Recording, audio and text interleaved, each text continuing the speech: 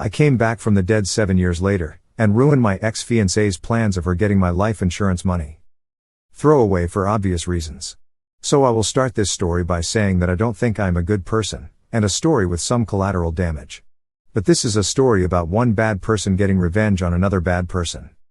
I, 34 was raised by a single mom because dad passed away when I was younger, but I had many male role models and older brothers, and he left behind a generous life insurance policy, so I largely had a good upbringing. However, I was not ever very social, and from my early teens I spent a lot of time in front of my computer. This habit got worse as I went to college, and it resulted in me spending 80% of my time gaming, working, reading, or whatever on a screen. As a result, I was not very attractive and quite obese at the age of 20. For these reasons, I never really dated and did not even lose my virginity until I met my ex-fiancé. On top of this, I was raised very religious because my mom became really religious after the death of my father, so I always thought it was a bad idea to play the field. The only thing I had going for me was that I had become somewhat proficient in several coding languages and expanded on these in college. I would not say that I am a good IT person or coder, but with a little bit of coding knowledge and a lot of creativity you can create residual income streams, and I had a decent job in IT where I could work from home 3 days a week. At the age of 24, I was still overweight and a social reject, but through my mom I met a woman from her Bible study that would eventually become ex-fiancé /36F, now /. We hit off and started dating. She had a 2-year-old son at the time, and they became the only thing in my world that I cared about. It did not take me long to get physical, lol, all those years of pretending I was saving myself went out the window when I finally had the chance to lose it. To be honest, she really broke me out of the shell. I had become more sociable within a couple months of meeting her. I even took on a fatherly role for her son, and within 6 months of dating she got pregnant. Being the religious person I was, I immediately proposed and wanted to marry before the birth of the baby. Then she dropped a bombshell on me. She was still legally married. To a guy in prison. This did not bother me too much, as she had always talked about her troubled past, and I thought I would be the one to save her from it anyways, so I just took this as it came with the territory. She began the divorce proceedings shortly, and we planned to get married as soon as those were finished. I was riding high after the baby was born, and I thought I had really carved a place for myself in the world. I even started losing weight and spent less time online than ever. She was always kind to me, and I thought we let each other know everything we were thinking. Boy, was I wrong. There were a few red flags that I was too love-struck to see. 1. She told me early on that the only reason she got involved with my church was that she was on probation and had pending court cases and thought it would help her case. 2. Despite me earning a comfortable 6-figure income with side projects and my main IT job, she insisted that she keep her part-time job, and my mom had to help me take care of the kids to deal with it. 3. She knew way too many people. Like what suburban mom with a secretarial job has 200 contacts in her phone? 4. We kept delaying our marriage due to sick relatives or other issues, although she did go through with the divorce to the prison guy. Then something happened that shook me out of her spell. She got pregnant for a second time, and this time with twins. We had only been with each other for /4 years, and we were about to have 4 kids. 2 more than I thought I would ever have. She claimed she was on birth control at the time, so we were not using condoms. Anyways, after the twins were born I started seeing my doctor about a vasectomy, and my ex-fiancé encouraged it. I wanted to get some swimmers frozen before the operation because we could completely change our minds in 5 years.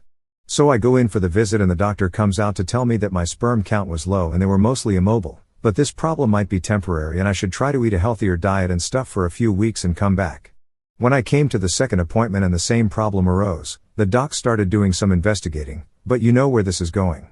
So, the doctor says that it's likely that I am infertile. This turned out to not be completely true, as I now have a child that I know is biologically mine, but it still propelled the following events. I mentioned that I had 3 biological children, and the doctor looked anxious and started talking, but I was in shell shock and did not really know what he was saying. I think I left the doctor's office before they were even done with me. I did not even get in my car. I just walked until it started to get dark and eventually called an Uber to get home. My fiancée was worried and already asleep inside, and I just lied to her and told her my car broke down, phone died, and I was at the mechanic late and forgot to let her know. I fell asleep and woke up the next day and immediately got on the computer to research similar stories and started to give myself false hope. The first post I read was about how fertility assessments are not true and I should 100% get a test. I thought for sure this would show the doctor was wrong, but I got the test back and within a week I knew the kids were not mine. The first person I told was my mom. I went to her house and cried for the first time in my adult life. She consoled me and then told me a story that I was never meant to hear. Essentially, I am the product of an affair myself and that dad actually died from an overdose on pain meds after he found out. Well, I don't know why the $% my mom thought this would comfort me, but in reality it just gave me an unhealthy view of women for a while. After the story and calming down, she insisted that I man up and honor my commitment to these kids because I am the only father those kids had ever known. Up to this point I had always been a pushover, and I really considered her words to me for about 24 hours before I completely snapped. I called my fiancée and told her I had to stay the night at my mom's house because of a family issue, and she offered to make us dinner, which I declined. At this point, the twins are about 6 months, the boys are 2.5 years and / 5 years old. I won't lie and say that I felt nothing for these kids, but it was hard to look them in the face and I knew I was done being their father.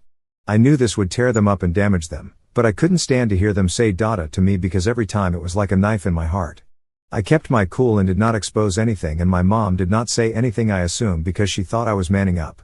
I spoke to an attorney, because I wanted to get myself off the birth certificates of these children and I thought I could seamlessly slip out of this situation because we were not married. Unfortunately, after going through the paperwork and financials, since I had tangled much of our finances and I took on a fatherly role, I would be responsible for at least the boys' child support and she would get equity in the house and my side businesses. Basically, the lawyers said that I would likely be on the hook for something like 25% of my income for many years to come. I pretty much ghosted my lawyers after paying them their initial fee, because I did not like the idea of state-enforced cucking. The revenge starts here. I started to make a plan to disappear and leave them all with as little as possible. The start of this was destroying all of my passive income streams and getting myself fired. Getting myself fired was easy, but it got a bit cringe. Basically did some of the stuff from Office Space, smashed an office printer in the courtyard, didn't do anything while working from home except send memes to coworkers, but I did not do anything to clients because my boss was actually a friend of mine, but my office mates had a good time watching this. After this, I did not even try to file for unemployment and began living off our savings.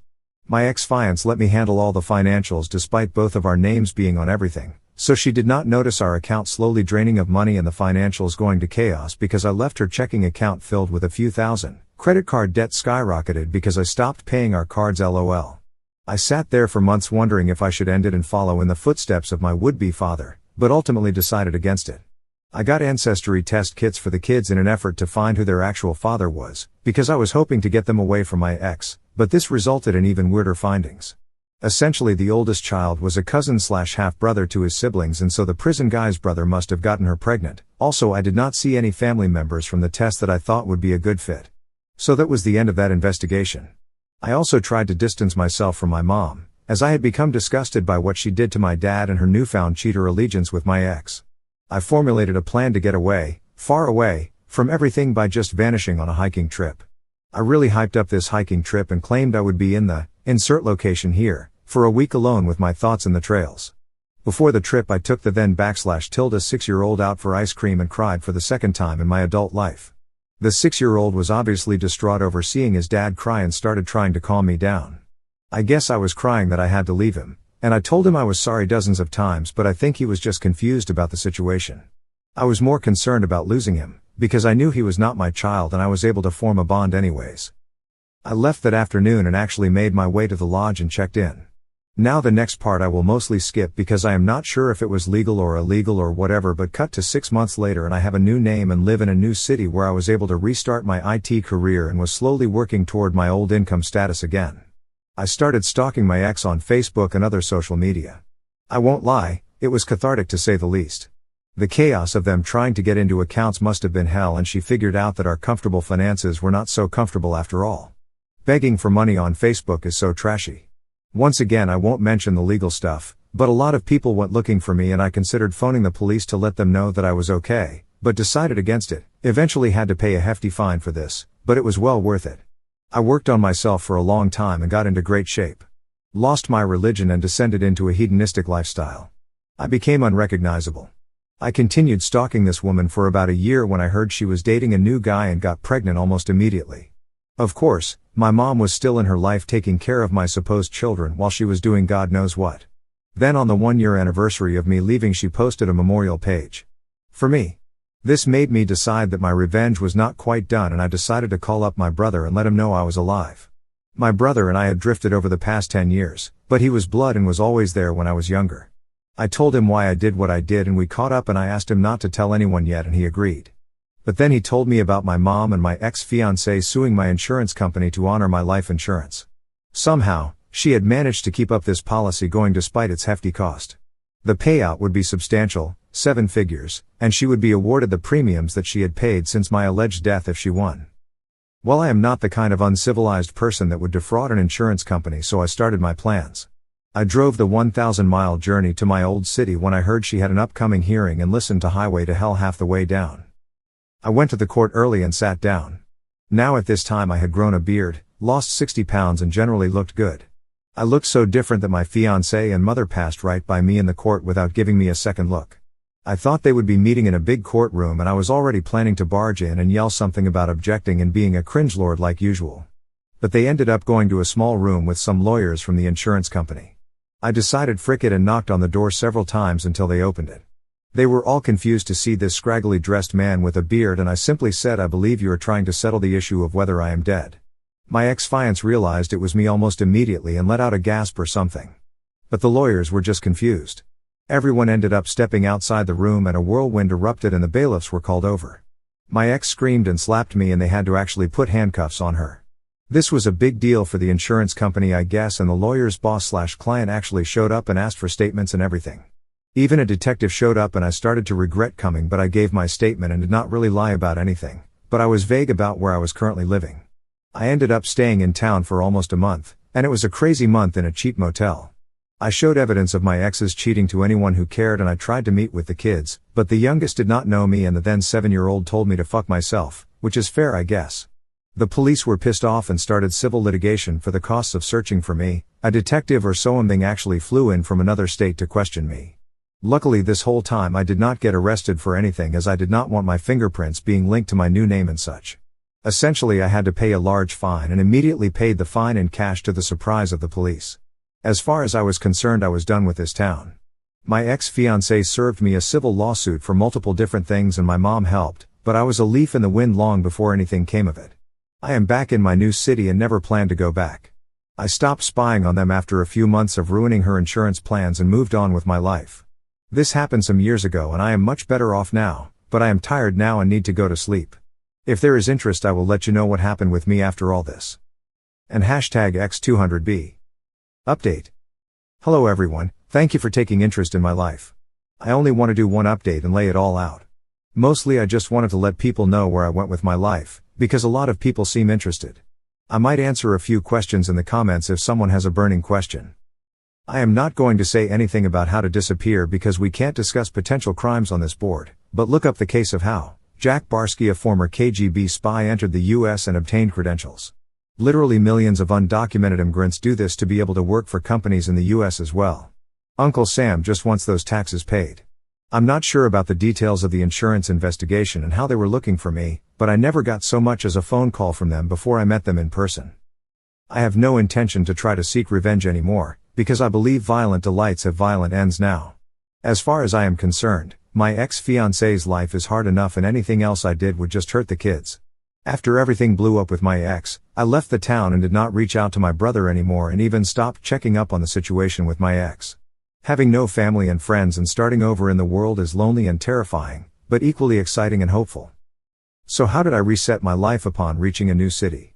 Well, I had a lot of money and cash that I used to stay in a motel for a few months while I got all my documents in order and looked for work. Because I thought that my home computer would be searched when I went missing, I could not really plan much of this stuff beforehand. I realized that without a college degree linked to your name, it was difficult to find a job with my skill set. So I decided to just make my own company and post advertisements about setting up custom dispatch software, editing videos and presentations, among other tasks. I only received a few different jobs doing this and it did not even pay my living expenses. After I did a few jobs for the same company, I made friends with a project manager and got hired at a reasonable salary. To this day, my finances are only about 70% of what I was making before, but I am happy with what I have. I spent a lot of time finding people with similar stories on the internet and eventually got involved with a Men Going Their Own Way (MGTOW) group. We basically just talk shit about women all the time and the positive feedback loop made me a pretty resentful/misogynistic person. I went so far as making fake accounts to harass women online, so I don't want to go into any more details because I am a bit embarrassed and remorseful now. I got on Tinder and started hooking up with women to make up for lost time. Throwing money around and lying to them became a way of life for me, and I would cheat on basically every woman I got with because I thought they were all doing it too. I got caught and I would pretend like I didn't understand why they were mad with me until they left or tried to forgive me just for me to do it again. Not proud of this either. A couple of years ago, one of the women that I was sleeping with regularly got pregnant and came to me all excited with the news. Now I immediately accused her of cheating and threw her out of my apartment, and there was just a look of shock on her face. Remember, I thought I was infertile, so in my mind I just put another thought in her place. I continued to mock her for a bit and even messaged my MGTOW buddies about what I did. I openly confessed to cheating on her and showed her proof. I agreed to a paternity test while she was still pregnant just because I didn't want her to get the courts involved, and I was shocked with the result. I cried and tried to hug her, and she screamed through some papers at me and told me she never wanted to see me again. I went home and drank, happy that I was going to be a dad for real this time, but sad who I had become. Like I said, I don't want you to root for me because I am not a good person. For the remainder of the pregnancy, she would not even speak to me long enough for me to explain my actions, but I totally understood why. When the baby was born a girl, I showed up to the hospital to sign the birth certificate and at the same time met with her lawyer, which turned out to be her sister, to go over child support stuff that we had already spoke about. I went for a Hail Mary and offered to sign any paper they wanted if she would just have coffee with me for 30 minutes to explain things. She wanted full custody and generous payments.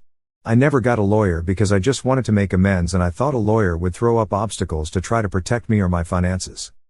I met with her for coffee, and to my surprise she let me speak uninterrupted for almost 20 minutes. I did not completely tell her the truth about my past, but she understood why I wanted a paternity test, but did not excuse my behavior in mocking her, throwing her out, and cheating. I signed the papers, but begged her to let me see my daughter and be part of her life. She said that I was unstable and that I needed intensive therapy before that would ever happen. Of course I obliged to the therapy. I learned a lot in therapy and did a lot of research about the fallout of cheating and whatnot. Turns out there are a lot of women who had been hurt by cheaters and homewreckers too, and that my view of women was toxic to say the least. I cut it off with my MGTOW buddies because I thought that atmosphere would be a detriment to my progress. I don't want to attack that group, because I think there are some good people in that group that are just broken and looking for answers. I think having a baby girl was a real punch in the gut to stop treating women so poorly. I was finally able to see my daughter when she was 7 months old and began supervised visits every other weekend. I had dutifully paid the child support and made every attempt to talk to her mother and try to make amends. One night after our daughter, we got drunk and started kissing, which turned into sex. When we woke up the next morning, she was embarrassed and just asked me to leave, but she made it seem like she kind of wanted to make things work. It took a long time, but we moved in together after she lost her job to COVID-19 and are currently living together.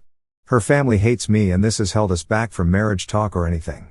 Hell, I skipped our daughter's second birthday celebration because her lawyer's sister didn't want to see me. I hope this turns out well for me, and I know I already have better than I deserve. For now, the pandemic has me working from home, and my girl takes care of our daughter and makes me food and such. She is still suspicious of me and comes into my office to see what I am doing regularly, but I don't mind. For now, I'm just going to try to be there for my daughter and try to make it up to her mom. I'm still trying to think of things I can do or say, but for now I'm still in Zoom therapy and just doing my best. I don't think I can ever really tell anyone everything, which is why I decided to tell the strangers of Reddit. I am sorry for those people that thought I was a hero in my initial post. Please don't let your hatred boil inside you, friends. I almost missed out on something great, and I may still miss out if I am not careful. This is going to be the only update, unless I come back years from now to tell you all what happened. Best of luck to everyone.